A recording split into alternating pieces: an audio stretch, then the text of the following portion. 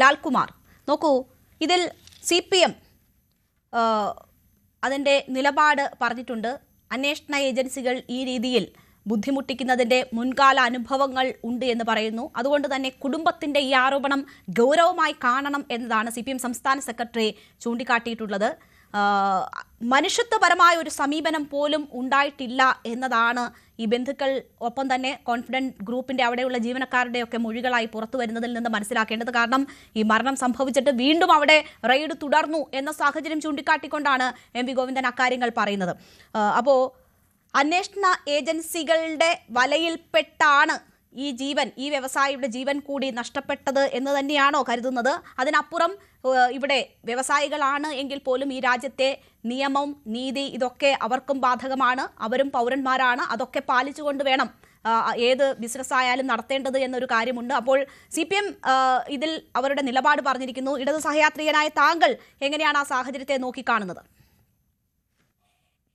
നോക്കൂ, ഇത് വളരെ കോംപ്ലിക്കേറ്റഡ് ആയിട്ടുള്ള ഒരു വിഷയമാണ്.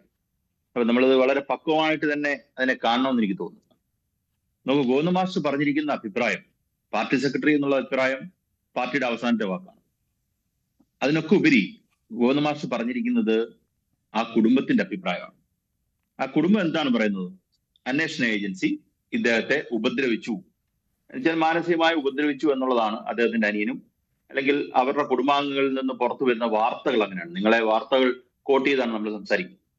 അപ്പൊ അങ്ങനെ ഒരു സന്ദർഭം അല്ലെങ്കിൽ അങ്ങനെ ഒരു സാഹചര്യം അവിടെ ഈ റെയ്ഡിനിടയ്ക്ക് അല്ലെങ്കിൽ അങ്ങനെ ഉരുത്തിരിഞ്ഞു വന്നു എന്ന കുടുംബത്തിന്റെ ആരോപണം, അവർക്ക് അങ്ങനെ ഒരു ഗ്രീവൻസ് ഉണ്ട് എങ്കിൽ നമുക്ക് കേൾക്കാൻ ബാധ്യതയുണ്ട്. ഇപ്പൊ ഡോക്ടർ മോഹൻ റോയ് പറഞ്ഞു ഇതൊരു കാര്യം വളരെ ജാഗ്രതയോടുകൂടി നമ്മൾ കാണേണ്ട ഒരു വിഷയമാണ്, വളരെ ഗൗരവത്തിൽ എടുക്കേണ്ട വിഷയമാണ്. ഒരു റെയ്ഡ് നടക്കുന്ന എൻവയോൺമെന്റിനെ കൺട്രോൾ ചെയ്യേണ്ട ആ ഡ്യൂട്ടി അവിടെ റെയ്ഡ് ചെയ്യുന്ന ആൾക്കാർക്കുണ്ടെന്നാണ് ഞാൻ കണക്കാക്കുന്നത്. അപ്പൊ അങ്ങനെ ഒരു കാഷ്വാലിറ്റി അവിടെ ഉണ്ടാകത്തക്ക രീതിയിലൊരു കാര്യം ഡെവലപ്പ് ചെയ്യാൻ അവർ അനുവദിക്കേണ്ടതായിരുന്നു എന്നുള്ളതാണ് ആദ്യത്തെ അഭിപ്രായം. എന്തൊക്കെ പറഞ്ഞാലും നമുക്ക് ഒരു ജീവന്റെ വിലയെക്കുറിച്ച് ഒരു ഇതില്ലേ, നമുക്കൊരു ഉത്തരവാദിത്വമില്ലേ, ആ ഉത്തരവാദിത്വം അവർ കാണിച്ചില്ല എന്നൊരു അഭിപ്രായം എനിക്കുണ്ട്. അതാണ് അതുമായി ബന്ധപ്പെട്ട കുടുംബത്തിന്റെ ആരോപണം അന്വേഷിക്കപ്പെടണം. കാര്യം അദ്ദേഹത്തെ അൺനെസസറി ആയിട്ട് ശല്യപ്പെടുത്തിയിട്ടുണ്ടോ? അതിനെ രണ്ട് രീതിയിൽ നമുക്കതിനെ കാണാം. നോക്കൂ, ഞാനത് കറക്റ്റായിട്ട് എക്സ്പ്ലെയിൻ ചെയ്തുതരാം, ഒന്ന് ഇടപെടാതിരുന്നാൽ മതി. കുറച്ച് നാളുകളായി നമ്മൾ കാണുന്ന ED, ഇൻകം ടാക്സ് അല്ലെങ്കിൽ അങ്ങനെയുള്ള ഇൻവെസ്റ്റിഗേറ്റിംഗ് ഏജൻസികളെല്ലാം തന്നെ അത് കുറെ ആൾക്കാരെ ഹോണ്ട് ചെയ്യാനും വേണ്ടി ഉപയോഗിക്കുന്ന ഏജൻസികളായി മാറിയിട്ടുണ്ടെന്നുള്ളത് സത്യസന്ധമായ കാര്യം. അത് കഴിഞ്ഞ ദിവസം ഒരു സുപ്രീം കോടതി ജഡ്ജി തന്നെ പറഞ്ഞു, നിങ്ങളുടെ ഭാഗത്തേക്ക് വരുന്ന ആൾക്കാരെ ഒഴിവാക്കുന്ന രീതിയെ കുറിച്ച് ഒരു പരാമർശം തന്നെ അതുമായിട്ട് ബന്ധപ്പെട്ടുണ്ടായി. ഇപ്പം ഭരിക്കുന്ന കക്ഷിയുമായിട്ട് ചേർന്ന് നിന്നാൽ അപ്പം ആ ഇൻവെസ്റ്റിഗേഷൻ ആ പോയിന്റിൽ സ്റ്റാൻഡ് സ്റ്റില്ലിലേക്ക് മാറും.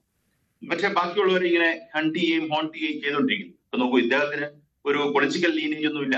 അതാ ഞാൻ പ്രതീക്ഷിച്ചുള്ള കോംപ്ലിക്കേറ്റഡ് ആയിട്ടൊരു വിഷയമാണ്.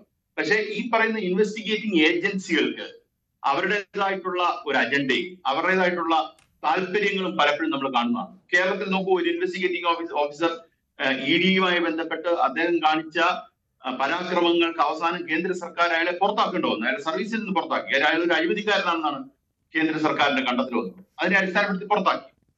അപ്പം ഇങ്ങനെ ഏജൻസികളിൽ വർക്ക് ചെയ്യുന്ന ആൾക്കാരെ ഉപദ്രവിക്കാൻ, പ്രത്യേകിച്ച് ED-യുടെ PMLA പോലുള്ള പവർ കയ്യിരിപ്പുണ്ടെങ്കിൽ ഈ ഓറൽ എവിഡൻസ് ഈ ഏജൻസിക്ക് കൊടുക്കുന്നത് തന്നെ വാല്യൂബിൾ അല്ലെങ്കിൽ പ്രൊബേറ്റീവ് ഫോഴ്സ് ഉള്ള എവിഡൻസ് ആണ്. നമ്മൾ പണ്ട് പറയത്തില്ല, പോലീസ് കൊടുക്കുന്ന മൊഴിക്ക് വലിയ പ്രാധാന്യമില്ല എന്ന് പറയുന്ന പോലത്തെ നിയമമല്ല ED-യുമായിട്ട് ബന്ധപ്പെട്ട് വരുന്നത്.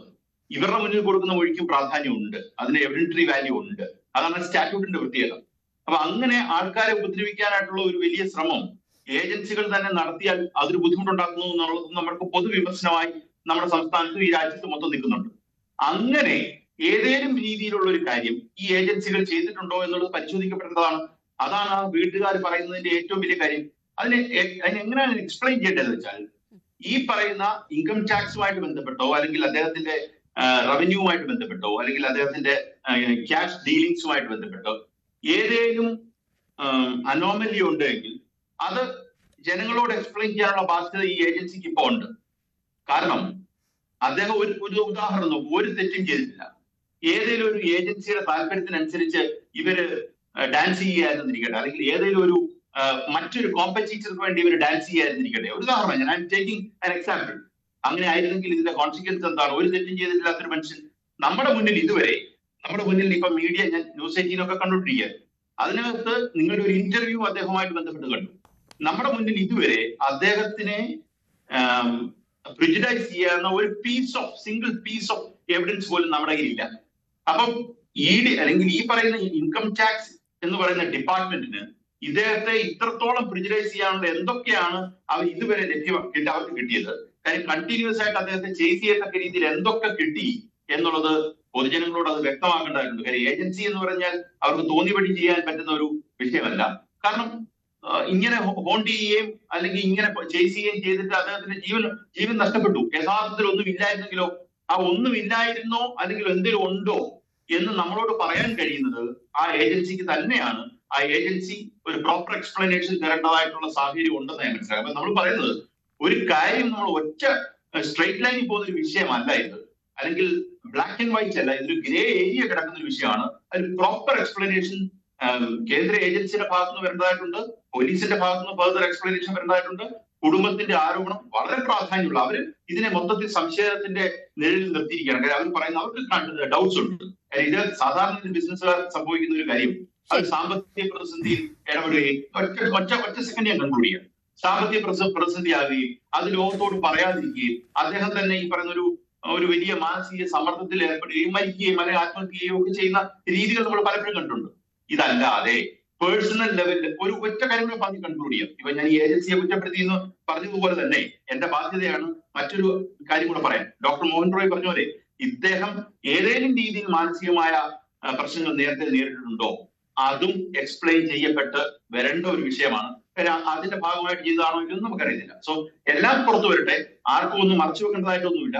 നമ്മളതിനെ സുതാര്യമായി തന്നെ കണ്ടാൽ മതി എന്ന് ഞാൻ കണ്ടു. ശരി, ഞാൻ താങ്കളിലേക്ക് തിരിച്ചെത്താം.